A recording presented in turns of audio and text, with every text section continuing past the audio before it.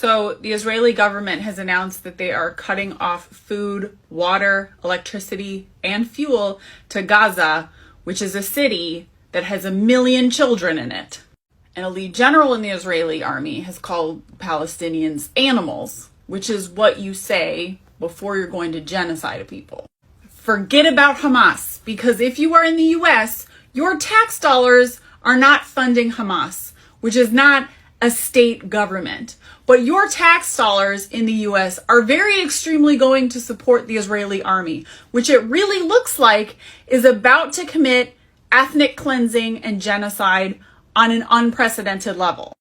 Now, a ongoing ethnic cleansing and genocide has been happening in Israel against the Palestinians for 75 years.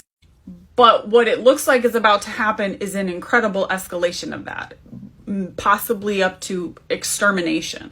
And your tax dollars, if you are a USian, are going to fund it. And so you have a moral obligation to do something about that. Joe Biden this morning bragged to a press conference that he did not urge any restraint upon Netanyahu, who looks primed to commit mass murder and extermination and create one of the world's greatest humanitarian crises in this city, which again has 1 million children in it. And in my last video, I called Gaza an open air prison, but someone corrected me and was like, really, a better term is concentration camp, because prison implies being convicted of a crime. The people of Gaza, everyone, that's younger than 75, their only crime is being born in Gaza as Palestinians. Another comment I've gotten a lot is like, well, Hamas started it, so they're getting what they get. Israel started this conflict 75 years ago is probably the best place to start, when Great Britain gave the Israeli army, the Zionists, a bunch of tanks and machine guns, and they went around to Palestinian villages and dragged people out of their homes at gunpoint and cut down their olive trees and relocated them to the Gaza Strip, where now their families have been in prison for multiple generations. There are many, many Palestinians who have keys that they wear around their necks that are the keys to the homes that their parents or grandparents or they themselves were kicked out of 75 years ago at gunpoint. The land was stolen. And ever since then, they have been denied civil rights. They have been treated as second-class citizens or not citizens at all, or not treated as people at all. The theft of home continues.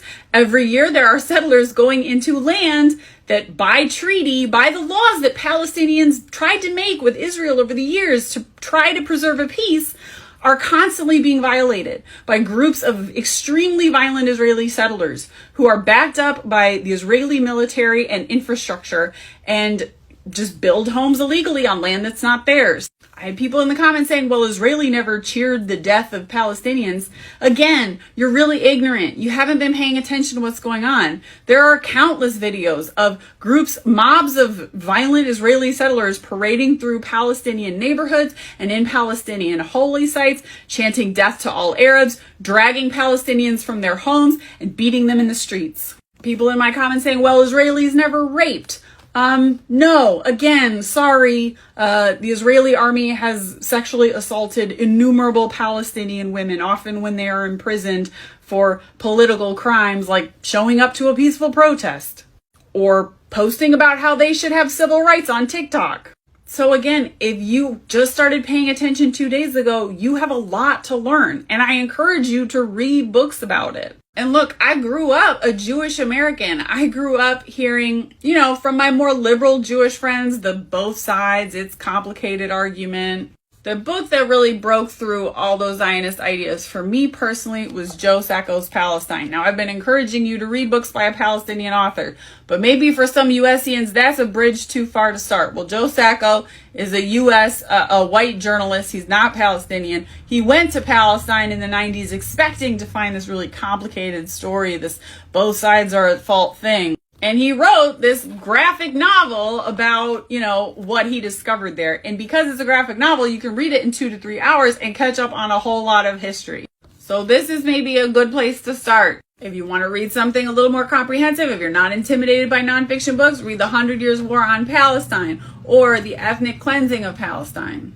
Educate yourself quickly, but do not wait until you finish reading a whole book to tell your elected representatives that you do not support genocide and ethnic cleansing in Palestine. Demand that Israel end the blockade and provide food, water, and electricity to the people of Gaza so that 2 million people don't die. And if you can, demonstrations in support of Palestine are being planned in most major cities across the U.S. this weekend. If you're not sure how to find one and get connected, look up Students for Justice in Palestine in your region or the Palestinian Youth Movement, plus the name of your city. Google that, find their social medias, and I'm sure you'll find what they're planning. It is your tax dollars that you labored for, then gave to the government, which is being used to buy the bullets and the missiles and the phosphorus gas that are going to be deployed upon innocent civilians and children in Gaza. So, you have a moral obligation to stand in opposition to that.